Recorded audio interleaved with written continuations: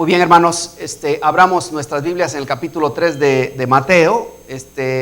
Hoy quiero compartirles acerca de Juan el Bautizador. Juan el Bautizador confronta la falsa religión. Yo sé que la Biblia lo traduce como bautista, pero creo que en realidad la traducción correcta debería ser bautizador, porque realmente eso es lo que significa.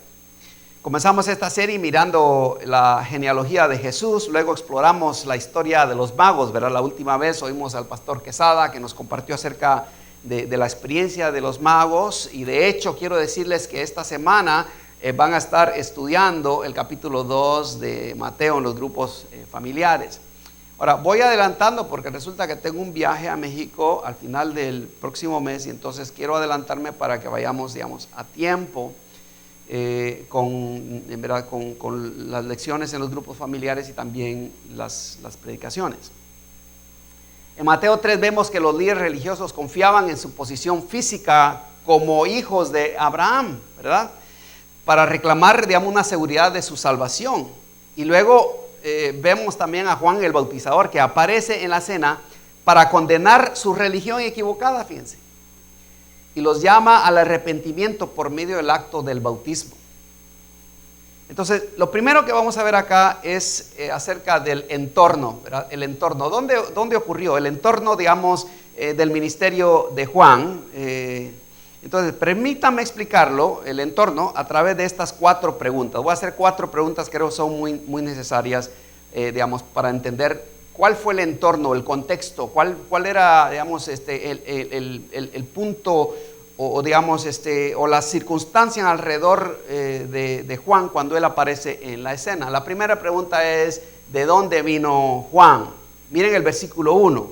Dice: en aquellos días vino Juan el Bautista predicando en el desierto de Judea. ¿Verdad? No dice exactamente de qué lugar. Lo que sí sabemos es que en Isaías 40 hay una palabra de consuelo y esperanza. Si leemos todo ese capítulo, es una palabra de consuelo y esperanza, pero también una confrontación que Isaías hace prediciendo no solamente la llegada del Mesías, porque ¿verdad? Ahí en Isaías 40 dice que como pastor apacentará su rebaño, y en sus brazos llevará los corderos, y en sus senos los llevaría, y dice, y pastorearía suavemente a las recién nacidas.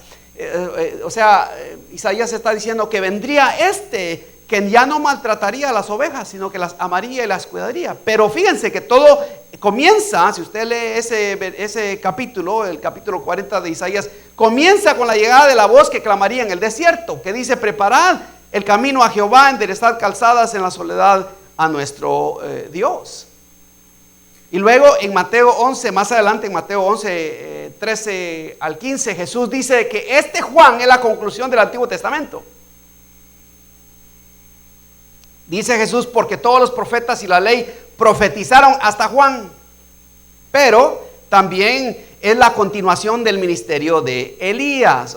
Fíjense, Elías fue considerado segundo después de Moisés por haber hecho una lista de milagros maravillosos. De hecho, Juan, el 1 al 6 y 7, dice que Juan el Bautizador fue enviado por Dios, o enviado de Dios, dice, que vino para que diese testimonio de la luz, y su propósito es de que todos creyesen en él. Entonces podemos concluir que Juan vino de Dios. Juan vino de Dios directamente. Dios lo envió a este momento importante de la historia de Israel para preparar el camino, a fin de que cuando el Mesías llegase, ¿verdad?, él pudiera estar ahí. De hecho, el nombre de Juan reaparece en Mateo 21, 23 al 27, precisamente para reafirmar su ministerio, pero eso lo vamos a ver cuando lleguemos ahí al capítulo 21, y vamos a ver por qué Jesús de nuevo menciona el nombre de Juan. Pero hoy creo que basta solamente para entender de que Juan definitivamente vino de Dios. ¿De dónde vino Juan? Vino de Dios, ¿ok? Ahora, la segunda pregunta es: ¿cuál fue el mensaje de Juan? Vean los versículos 2 y 3. Y diciendo: arrepentidos, porque el reino de los cielos se ha acercado. Pues este es aquel de quien habló el profeta Isaías, hablando de sí mismo, ¿no? Cuando dijo: voz del que clama en el desierto, preparad el camino del Señor, enderezad sus sendas. Su mensaje era preparar el camino para el Cordero de Dios. Su mensaje fue claramente articulado: arrepentíos, que es la palabra en griego metanoia, como algunos dicen, metanoia, que significa cambiar de opinión, enmendar, ¿verdad?, de todo corazón con aborrecimiento los pecados pasados. Tiene la idea de dar una vuelta en U, de regreso a Dios, en cuanto a creencias personales, actitudes, palabras y acciones. Significa volverse de regreso a Dios, eso es arrepentimiento. Juan está diciendo arrepentidos. Ese era su mensaje. La tercera pregunta es: ¿por qué el manto y la dieta de Juan? ¿Por qué eran importantes? Miren el verso 4. Y Juan estaba vestido de pelo de camello y tenía un cinto de cuero alrededor de sus lomos, y su comida era langostas y miel silvestre. La dieta de Juan en sí fue intencional porque era con el fin de contrastarse con los grandes banquetes que disfrutaban los romanos y los líderes judíos. Juan quería, ¿verdad?, de alguna manera, a través de su dieta y de su vestuario, comunicar de que el reino de Dios es sencillo, de que no necesita grandes poderes y grandes cantidades de dinero. De hecho, el dinero es lo que ha arruinado a muchos ministerios, quiero decirle.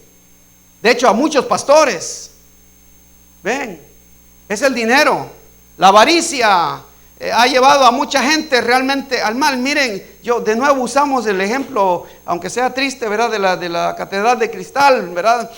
Yo recuerdo cuando fui allá en el 84 y tuvimos el primer congreso evangelístico con Alberto Motesi, y vimos ese gran lugar que uno entraba y se quedaba pasmado de ver este edificio tan lindo, ¿verdad? Hoy día ya lo perdieron, ¿verdad? El dinero. Entonces Juan de alguna manera contrasta de que el reino de Dios, ¿verdad?, no es comida ni bebida, sino justicia, paz y gozo en el Espíritu Santo, como dice Romanos 14:6. Llevaba él una prenda hecha de pelo de camello y un cinturón de cuero. Era un contraste con las vestimentas largas de los fariseos, como dice Marcos 12, por ejemplo, 12:38. O la ropa hermosa de los escribas que se unían a la corte de Herodes. Juan era un hombre sencillo, hombre fuerte de carácter, de gran temperamento, pero era un hombre sencillo y se vestía sencillamente, ¿sí? La cuarta pregunta es: ¿cuál era la práctica de Juan? Y esta creo que es fácil de responderla. Y dice el 5: y salía a él Jerusalén. O sea, fíjese, Jerusalén salía a él, y toda Judea y toda la provincia de alrededor del Jordán, y eran bautizados por él en el Jordán, confesando sus pecados. Juan, fíjense, centró su ministerio en el río Jordán, junto a la carretera que traía toda la mercancía a Jerusalén desde el oeste. Fíjense, de hecho, si usted se ubica más o menos, ¿verdad?, Jerusalén está arriba de una montaña. Y cuando usted, digamos, si usted viaja al este, digamos, o al oriente, como dicen, ¿verdad?, entonces encuentra Jericó. Y más abajo de Jericó, más adelante, está el río Jordán. Y más adelante del río Jordán está esta carretera que todavía existe hoy, donde pasaban toda la mercadería del mundo conocido pasaba por esa carretera, y se desviaban, ¿verdad?, de regreso, pasaban por el Jordán, llegaban a Jericó y subían a Jerusalén. Juan se ubica en el río Jordán, donde toda la gente está pasando, donde todos los peregrinos están subiendo a Jerusalén o bajando de Jerusalén. Y dice que toda Jerusalén venía a él. Dice toda Jerusalén. ¿Cuántos venían a él? Toda Jerusalén. O sea, su mensaje era impactante. ¿Por qué? Porque todo el pueblo venía a él. Su práctica ministerial fue el bautismo de arrepentimiento. Fíjense, un bautismo diferente, pero era un bautismo de arrepentimiento. La gente bajaba a las aguas, confesaba sus pecados, él los zambuía, los sumergía, ¿verdad?, en agua, como símbolo de que ellos estaban renunciando a sus pecados, de que el río se estaba llevando sus pecados. Algunos expertos creen que Juan bautizó a la mayoría de las personas que iban a Jerusalén, porque de hecho la fama de Juan no era en el Jordán, era en Jerusalén. Todos oían de Juan, aunque no en Jerusalén, aunque no estaba en Jerusalén. Ahora consideremos algunas implicaciones acá, segundo, analizando la confrontación de Juan. La confrontación de Juan. Miren los versos 7 al 12. 7 al 12. Dice, al ver el que muchos de los fariseos y los saduceos venían a su bautismo, les decía, generación de víboras, ¿quién os enseñó a huir de la ira venidera? Haced pues frutos dignos de arrepentimiento y no penséis decir dentro de vosotros mismos, Abraham tenemos de padre, porque yo os digo que Dios puede ya levantar hijos de Abraham aún de estas piedras, porque estaban en el río, ¿verdad? Y yo también, y ya también el hacha está puesta a la raíz de los árboles. Por tanto, todo árbol que no da buen fruto es cortado y echado al fuego. Wow, qué palabra tan dura, ¿no? Ahora, miren, Juan acá confronta la fe falsa. Él confronta la fe falsa, ¿verdad? O sea, Cristo sin obras. Juan dice que nuestros frutos deben ser dignos de arrepentimiento, debe estar al mismo nivel de nuestro arrepentimiento. Nuestro fruto debe ser el espejo de nuestro arrepentimiento. Nuestras acciones deben hablar más de nuestras palabras. Lo que hacemos debe decir mucho más que lo que decimos, que las confesiones que hacemos, que los pecados que confesamos. Nuestras acciones deben gritar a todo el mundo de que yo estoy arrepentido. Juan está diciendo, ¿verdad?, que nuestras acciones, hermanos, ¿verdad?, que nuestras acciones deben actuar juntamente con nuestra fe.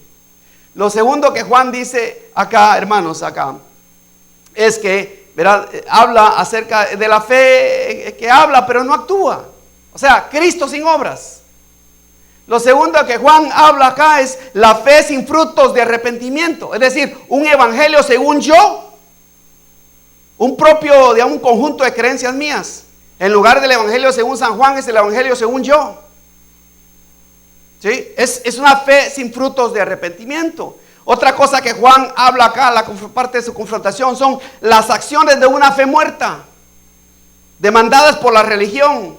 O sea, acciones para complacer las expectativas religiosas, pero no para complacer a Dios, ¿verdad? Los ritos esos, pensando que los ritos no solamente van a ser agradables a Dios, sino que van a ser también aceptos a Dios para ganarse la salvación. Y Juan confronta directamente, ¿verdad?, la falsedad de la religión.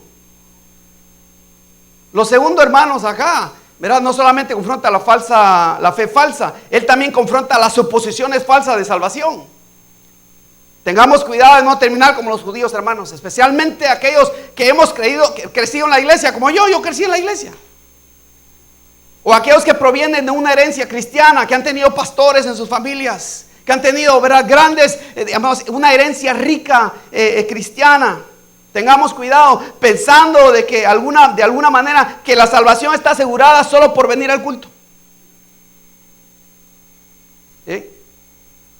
La salvación no es Cristo más las obras, ni las obras más Cristo, ni tampoco las obras sin Cristo. La salvación es como lo acuñaron los reformadores. Miren lo que los reformadores dijeron acerca de la salvación. Ellos dijeron lo siguiente: solo por la escritura. Ellos dijeron solo por la fe. Ellos dijeron solo por la gracia. Dijeron solo a través de Cristo. Y por último, solo para la gloria de Dios. Esa es la salvación. La salvación se acuña profundamente en la palabra de Dios y en las promesas de Dios a través del Mesías, que es Jesucristo para nosotros. No hay otra salvación. No hay otro nombre en el cual tú puedas ser salvo.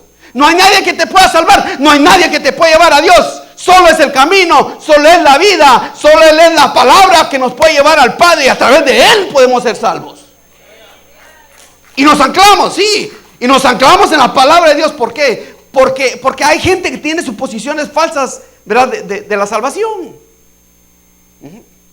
La otra cosa que Juan confronta, hermanos, es el rechazo hacia Dios. ¿Sí? El rechazo hacia Dios. Nos advierte que Dios ve nuestro corazón, incluso cuando nosotros no lo vemos.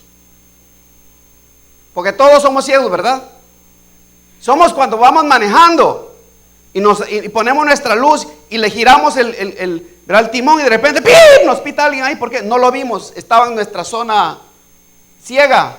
Y cuando le hacemos así, ¡ay, bendito! Ahí viene el carro, ya casi le pegaba. Casi a todo chofer en su vida le pasa una vez. ¿Alguien le ha pasado eso alguna vez? Ah, qué bueno. Ustedes tienen perdón, mis hermanos. Los demás están esperando su turno. Todos tenemos áreas ciegas. Así es la vida. ¿Sí? Él nos advierte que Dios ve nuestro corazón, aun cuando nosotros mismos no lo vemos. Nos recuerda que Dios no puede ser engañado. Nos recuerda, ¿verdad? Nos aclara que las obras, ¿verdad? Como un árbol frondoso que tiene confianza en sus propias raíces, ¿verdad? Aclara que las obras y la ausencia de obras, o sea, un árbol sin fruto, o la actitud de una persona que hace obras, ¿verdad? O sea, la calidad de fruto, serán juzgados. Todo esto va a ser juzgado. No por un fuego purificador, sino por un fuego consumidor, un fuego destructivo. Todo aquel que quiere salvarse por sus propias obras va a ser juzgado por el fuego. Y no va a ser para purificación, va a ser para destrucción. Lo otro, hermanos, es que Juan confronta el propósito del buen fuego, porque hay mal fuego y hay buen fuego, ustedes saben. Porque el fuego bien usado cocina nuestro desayuno, ¿verdad? Algunos se comieron su huevito, se levantaron, hicieron su huevito. Bueno, gracias a Dios por el fuego, ¿no es cierto? El fuego en su lugar correcto purifica y nos es de beneficio. Pero el fuego en el lugar incorrecto quema. Pero Juan confronta el propósito del buen fuego, ¿verdad? En los versículos 11 y 12, que lo vamos a leer en un momentito. Juan recibió instrucciones de Dios de bautizar a las personas en agua, o sea, un símbolo de purificación, para comenzar una vida de arrepentimiento, no de religión. Una vida de arrepentimiento, digan todos arrepentimiento. No una vida de religión, fíjense. No una vida dominguera, ¿sí? O sabatista, o yo qué sé, o juevesistas, ¿verdad? Aquellos que ven los jueves, o yo no sé. También sabía que su bautismo era como la grava inicial para preparar el camino del Señor y enderezar sus sendas. Fíjense que los romanos ponían grava en el camino años antes de que ponían su adoquín. En todas las ciudades los romanos traían la grava y la ponían en las carreteras. ¿Por qué? Porque ¿verdad? Los caballos, la gente, toda la gente que caminaba, digamos, en este camino, digamos, iba apermazando con el tiempo, ¿verdad? El camino. Y después de algunos años venían y ponían el adoquín, iban colocando. ¿Por qué? Porque ya estaba permazado por el peso de la gente y el tráfico, ¿sí? Juan entendía que él era como la grava en el camino. Él estaba preparando el camino para el Señor. Detrás de él venía uno más poderoso. El bautismo de este poderoso también quemaría, pero con el propósito de purificar, no para destruir. Vean los versículos 11 y 12. Dice: yo a la verdad os bautizo en agua para arrepentimiento, pero el que viene detrás de mí, cuyo calzado no soy digno de llevar, es más poderoso que yo. Él os bautizará ¿en qué? En Espíritu Santo y ¿qué? Y fuego. Su aventador está en su mano, desde su onda, ¿verdad? Limpiará su era, o sea, el aventador, ¿verdad? Eso que con el que le dan al trigo, limpiará su era. Y recogerá su trigo en el granero y quemará la paja en el fuego que nunca se apagará. Ah, entonces hay un buen fuego y un mal fuego. El fuego del Espíritu Santo y el fuego de la paja. ¿Cuál quieres tú, mi hermano?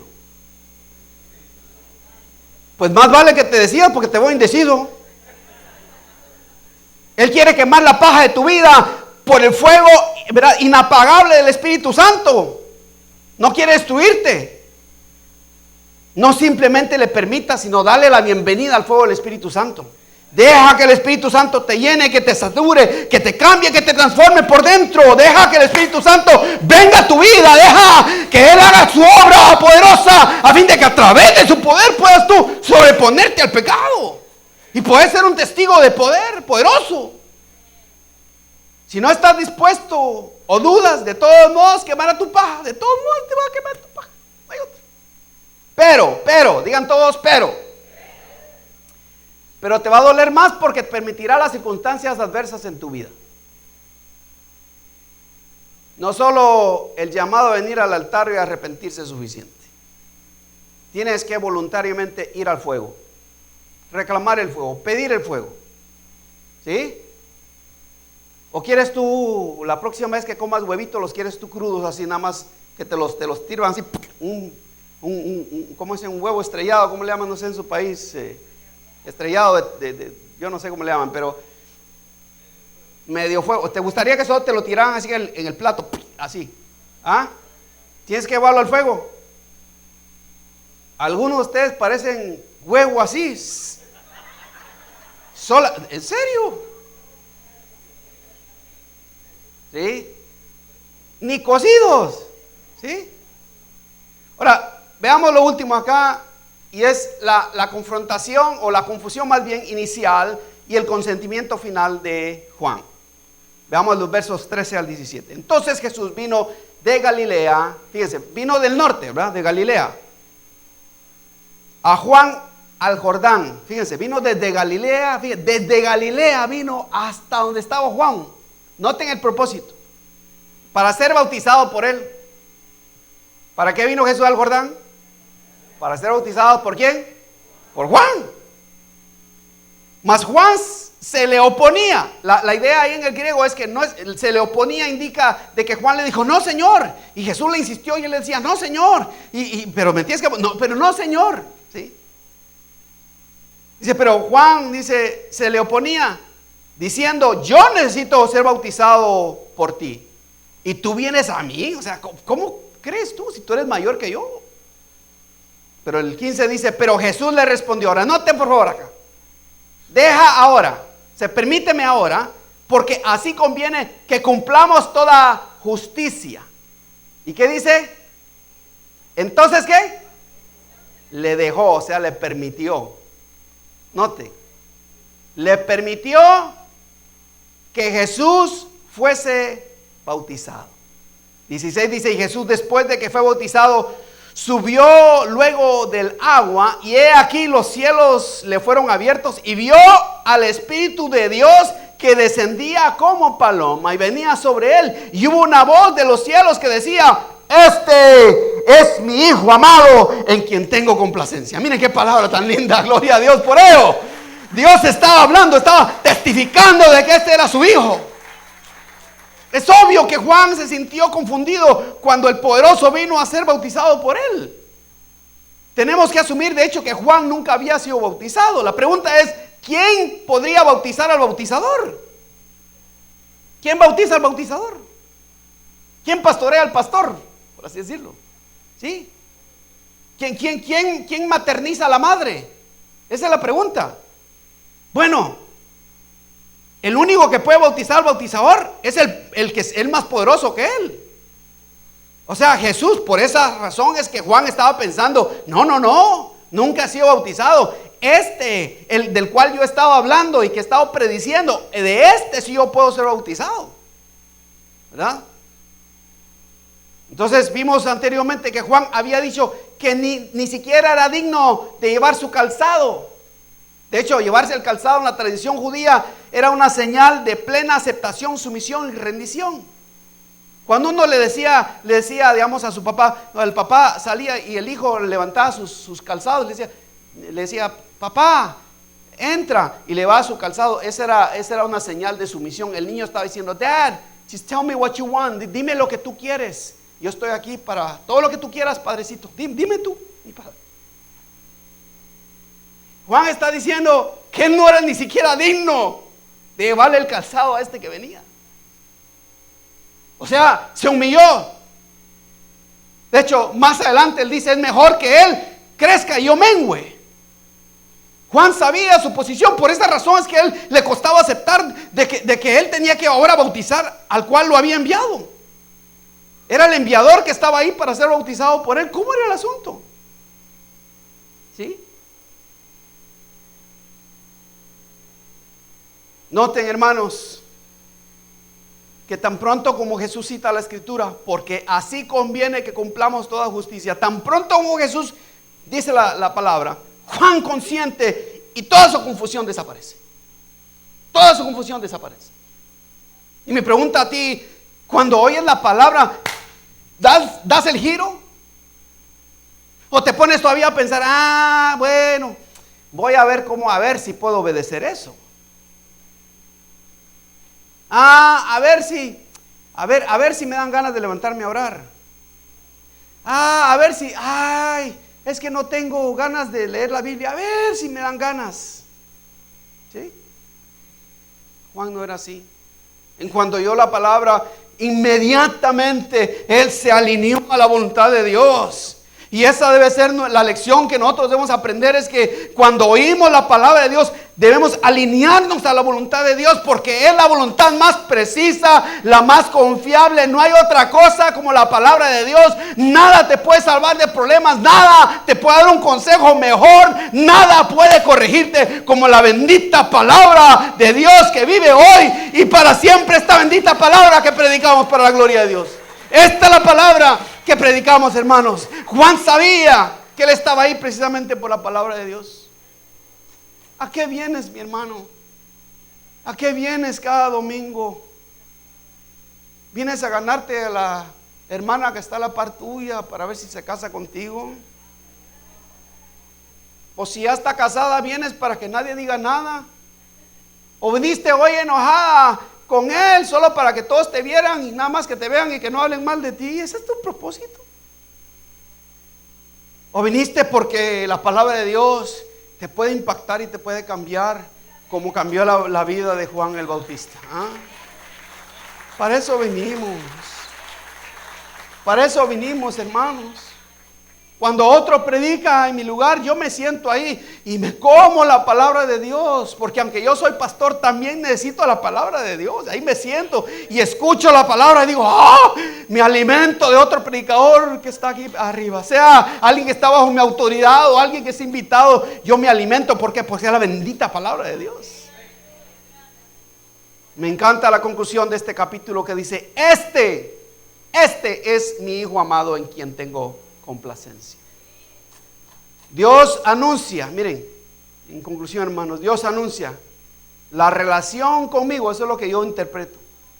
Es como que si Dios está diciendo, la relación conmigo a través de Abraham nunca ha sido suficiente.